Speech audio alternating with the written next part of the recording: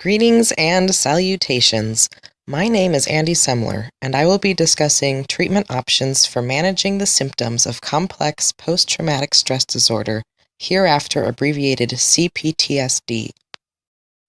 We will look at the causes and symptoms of CPTSD, explore the current guidelines for effective treatment with a closer look at a few of the specific elements recommended by experts, and address some of the current debate surrounding these guidelines. Recovery from complex post-traumatic stress disorder requires restoration of control and agency to the traumatized person through a phase-based approach that focuses on emotional skills building, processing trauma, and setting goals for the future. First, we will look at the causes of CPTSD. Many people are familiar with the popular image in the media of the soldier who experiences a violent, life-threatening situation and comes home traumatized. That would be the traditional understanding of PTSD. However, this is not the only form trauma can take in a person's life. Many people are traumatized within a more complex environment involving sustained exposure to the threat on their well-being. They feel entrapped, helpless to escape or improve their situation, and over time become conditioned to view themselves as helpless, even in situations where there is no threat. The most studied example is child sexual abuse, where the development of healthy relationship skills is interrupted by trauma. Other situations in which a person can become trapped with their abusers include violent domestic relationships, being a prisoner of war or a refugee, being a victim of human trafficking, including slavery and prostitution, having a chronic illness that involves long-term suffering or painful medical treatments, and even involvement in particularly strict religious traditions or cults. The end result is that the trauma causes a disruption in development or a reconditioning of a person's sense of themselves and their placement in the world. Some of the symptoms of CPTSD overlap with PTSD, but the total complexity and severity goes above and beyond. This slide and the next contain a lot of technical terms, so let's look what they really mean. Prominent dissociation involves feeling estranged from oneself, from others, and from one's surroundings. This can even lead to episodes of amnesia. The difficulties with attention go above and beyond mere distraction to a profound difficulty to concentrate or understand a situation. Alterations in the regulation of affective impulses is a fancy way of saying that the person has difficulty managing anger, is impulsive, or is engaging in self-harm due to their inability to soothe intense negative emotional states. Somatization and medical problems can include chronic pain or other stress-related medical complications. The victim's perception of the perpetrator may be altered into a dysfunctional perception of or relationship with that person. As a result of this reconditioning, they may experience a general dysfunctional or avoidance of relationships. This involves a chaotic approach to or preoccupation with relationships in which they may feel they are unable to trust others or develop intimacy. They have come to view others as ultimately self-serving and out to take advantage of them through any means necessary. The internalization of abuse messages led to an altered self-perception in which their concept of self is dominated by feelings of guilt and shame and utter worthlessness as a person.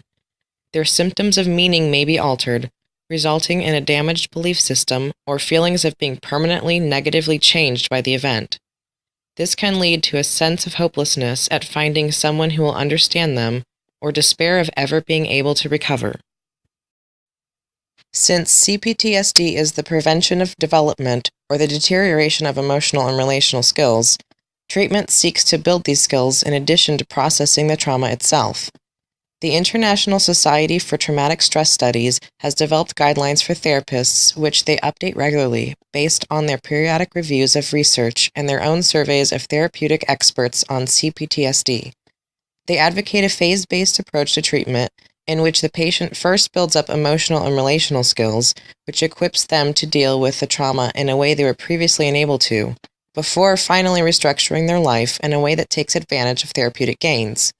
Treatment length is an aspect in need of further study, but it has been recommended at 9 to 12 months for the first 2 phases of treatment, with the third phase eventually tapering off over 6 months. Phase 1 of treatment is about stabilizing the patient emotionally, establishing a treatment plan, and building up emotional skills. The very first step is to address immediate safety concerns to the patient, address any suicidality or self-harm that may be present, discover unsafe elements in their environment that perpetuate trauma, and, if possible, remove the patient from these situations. If the patient must remain in a dangerous situation, establish a safety plan that takes advantages of social and community resources. Treatment plans for substance abuse, as well as prescribing medication, may be appropriate. Once the patient has been stabilized in this manner, the therapist can then educate them on many of the things I am including in this presentation. This psychoeducation will help them to better understand how trauma has impacted their development, that CPTSD is something they experience, not who they are as a person. Psychoeducation will also help them take an active role in developing a treatment plan tailored to their personal needs. Integrated with all of this is emotional and relational skills building, which I will go into more detail later on. Phase 1 is the longest and most important phase, with some patients even able to continue improvement on their own after completion of this stage. As mentioned earlier, some of the symptoms of CPTSD include distrust of other people and a belief that people are fundamentally out to abuse or take advantage of the patient. This can make the patient particularly sensitive to any perceived negative attitudes or opinions from the therapist. The therapist must cultivate the therapeutic alliance most scrupulously in order to provide a safe environment for the patient to address their struggles and anxieties. Over time, the patient can come to trust their working relationship with the therapist and see that the potential for other relationships is possible. Skills training in affect and interpersonal regulation was designed specifically for the first phase of CPTSD treatment. It covers 7 different areas of emotional and relational skills. Many people survive trauma by disconnecting themselves from overwhelming negative emotions. However, this sort of shutting down is not useful in normal situations where a wide range of emotional experiences is healthy. First, the patient needs to learn emotional awareness.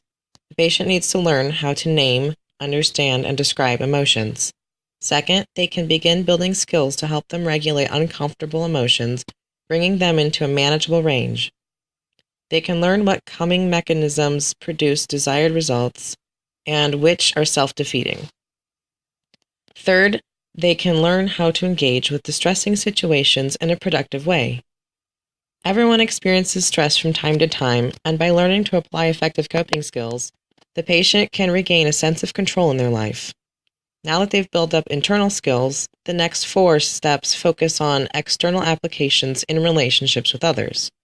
Again, the first step is to understand relationship patterns that play out in the patient's life and identify ways in which they have set up self-fulfilling interpersonal schemas. Second is to explore ways of interacting with others through role-playing interpersonal scenarios with the therapist. This is why the therapeutic alliance is so important. The patient must be able to trust that the therapy will not result in emotional harm caused by the therapist. The next step is to explore more challenging interactions in role-play, allowing the patient to exercise agency and healthy boundary setting. Finally, the patient can use this gained sense of agency to adopt a flexible approach to relationships of many different varieties, no longer reproducing the same self-defeating patterns as before. Expert consensus and several trials agree that patients benefit from building up emotional skills that they are lacking in order to be better equipped to handle the stress of revisiting and processing trauma in Phase 2 of the ISTSS treatment guidelines. Patients are more likely to drop out of therapy if forced to confront traumatic memories without first focusing on emotional skills development. As you can see in the graph, the yellow line denoting the group without STARE experienced worse mood regulation during treatment, which is one possible cause for increased dropouts. You can also preview the importance of exposure therapy in Phase 2 on sustained emotional gains. ISTSS guidelines indicate mindfulness as a possible supplement to professional therapy. There are 5 basic aspects to mindfulness which have been examined for effectiveness with dissociative aspects of PTSD and CPTSD. The most helpful aspect was non-reactivity, That is, the observation of one's own emotional states without being swept away by them. Describing, acting with awareness, and non-judging may also be beneficial. Observing, or the direction of one's focus to one's current physical state, should be avoided, as it may lead to a worsening of dissociative symptoms. After approximately 6 months at Phase 1, the patient may be ready to transition into Phase 2. Exposure therapy is what most people are familiar with as the treatment for traditional PTSD. This involves simulating the trauma or otherwise emotionally re-experiencing it through narration within a safe environment. The goal is to rework the patient's emotional response to the trauma in a way that is constructive to their sense of self. Exposure therapy is an important and effective part of a phase-based treatment plan. As you can see in the graph, the group that combined STARE with exposure therapy experienced sustained improvements in the 6 months following their exit of treatment. Exposure therapy often involves narration of the traumatic event in a safe environment, or otherwise revisiting the trauma through symbolism or artistic expression. The purpose is to recondition the patient's emotional response to traumatic stimulus. The patient may experience grief, shame, or rage, and spend much of Phase 2 processing through these emotions. They may also take active steps to resolve traumatic situations or to set healthier boundaries with abusers. When following emotional skills building, the patient rarely experiences re-traumatization during the exposure process. Even still, the therapist should be vigilant for a sudden increase in symptom severity or even suicidality and return to Phase 1 as needed for additional emotional skills building. Traumatized individuals often have fragmented memories of the situation, and their self-narrative emphasizes their personal helplessness. Many times they get stuck in the past, unable to visualize a healthier future for themselves. The purpose of exposure therapy is to reintegrate the traumatic memory into one's autobiography in a way that is coherent and compassionate, using language that conveys resilience and transformation. For example, in my own life stories, I depict the trauma I have survived as constructive to how I become a stronger person today, even while condemning those who have caused me harm. A coherent self-narrative gives the patient a sense of control over their life and sets a positive direction for their future.